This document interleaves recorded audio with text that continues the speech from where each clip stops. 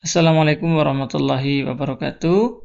Berjumpa lagi dengan channel saya. Pada video kali ini saya akan berbagi informasi bagaimana cara mengisi halaman identitas pada LKPS atau Excel untuk akreditasi program studi di lingkup PT. Ini adalah tampilan di sheet bagian menu. Kemudian kita akan coba beri contoh cara pengisiannya. Nah, langsung saja kita isikan, misalkan ini prodi ilmu hukum, kemudian jenis program studinya ini tinggal di drop down saja, misalnya sarjana gitu ya.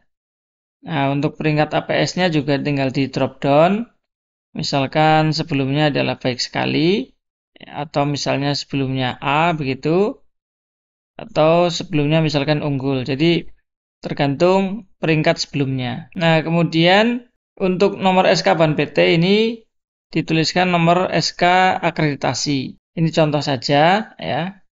Kemudian ini masa berlakunya tambah 5 tahun ya, berarti 2022 misalkan. Nah, ini misalnya bulan 8. Nah, kemudian nama unit pengelola ini kalau misalnya perguruan tingginya berupa universitas, ya, kemudian yang mengelola prodi itu berupa fakultas, ya berarti ditulis nama fakultasnya, misalkan gini Fakultas Hukum.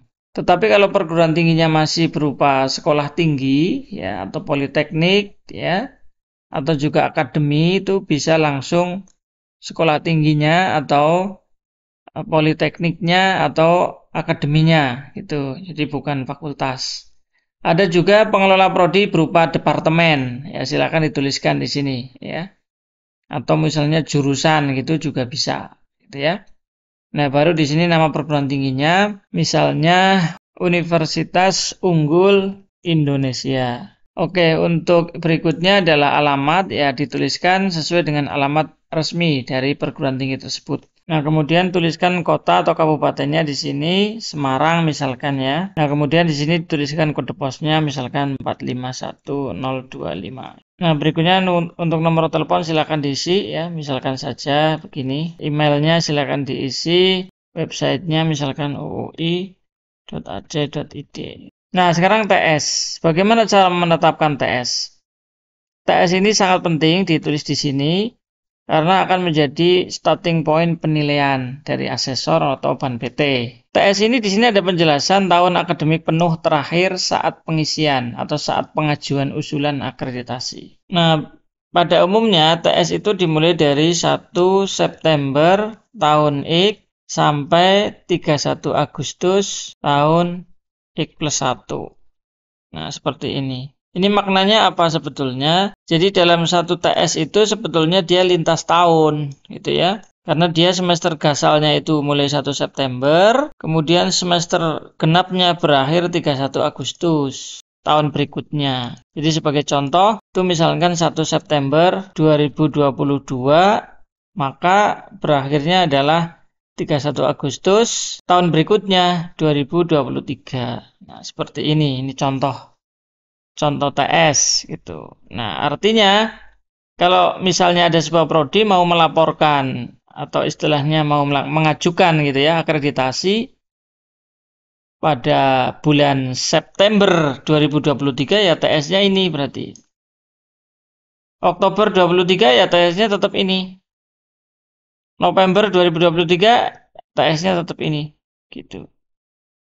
Sampai dia mengajukannya misalnya Oktober, November, Januari, Februari, Maret, April, Mei, Juni, Juli, Agustus. Nah, sampai Agustus 2024 pun di sini maka TS-nya tetap ini. Kenapa kok Agustus 2024 TS-nya tetap ini? Karena yang namanya bulan Agustus 2024 itu TS-nya belum genap. Artinya semester genapnya belum habis. Nah, yang namanya TS itu kan di sini tahun akademik penuh. Penuh itu artinya ya gasal dan genapnya harus selesai. Oke, jadi di sini saya beri contoh ya. Barangkali nanti teman-teman masih ada kebingungan tentang TS, kira-kira seperti ini. Jadi intinya pada umumnya ya, apakah selalu seperti ini ya? Ada yang tidak seperti ini, gitu. Karena ada perguruan tinggi yang menetapkan tahun akademiknya berbeda dengan tahun akademik yang umum dipakai. Misalkan perguruan tinggi berbasis pesantren itu ada yang menggunakan awalan misalnya dari tahun baru Hijriah. Jadi ini yang secara umum digunakan seperti ini, ya, yang secara umum. Tapi dalam hal misalnya sebuah perguruan tinggi kok menetapkan tahun akademiknya itu memiliki rentang waktu yang berbeda dengan ini, disilakan, tapi harus konsisten. Nanti proses penilaiannya juga mengikuti TS yang ditetapkan di perguruan tinggi itu. Gitu. Rentang waktunya itu mengikuti. Kalau TS-nya seperti ini, maka TS-1-nya ya mundur 1 tahun sebelumnya. TS-2-nya mundur lagi 1 tahun sebelumnya lagi, dan seterusnya. Oke, ya seperti itu. Nah, kemudian bagaimana cara menuliskan TS di sini ya? Dituliskan tahun akhirnya saja seperti ini. Misalkan di sini 1 September 2022 sampai 31 Agustus 2023 ya ditulis tahunnya saja di sini. 2022 di sini 2023. Seperti itu. Nah, ini cara menuliskan TS. Nah, siapa nama pengusulnya? Ya, nama pengusulnya ini disarankan pimpinan UPPS ya di sini. Berarti kalau fakultas ya berarti dekan. Misalkan Profesor Muhajirin ya, MA. Ini contoh saja. Kemudian tanggalnya kapan? Ya, tanggal proses penyusunan berakhir ya, misalkan ini disusun ya tanggal 15 September berakhir gitu proses penyusunannya, tulis 15 September. Oke, ya demikian saya kira untuk gambaran ya cara mengisi bagian identitas di bagian menu atau istilahnya itu di LKPS untuk akreditasi program studi di lingkup BAN-PT. Sebenarnya yang paling urgent tadi nih, bicara mengenai TS. Harus hati-hati menetapkan TS. TS haruslah tahun akademik penuh, ya, terakhir saat pengajuan usulan akreditasi. Ini saya sudah beri contoh, semoga bisa dipahami ya dengan mudah dan bisa menginspirasi teman-teman sekalian.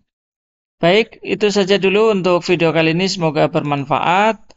Bila ada hal-hal yang kurang jelas, silakan ditanyakan di kolom komentar. Terima kasih telah menonton. Jangan lupa like, share, komen, dan subscribe. Assalamualaikum warahmatullahi wabarakatuh.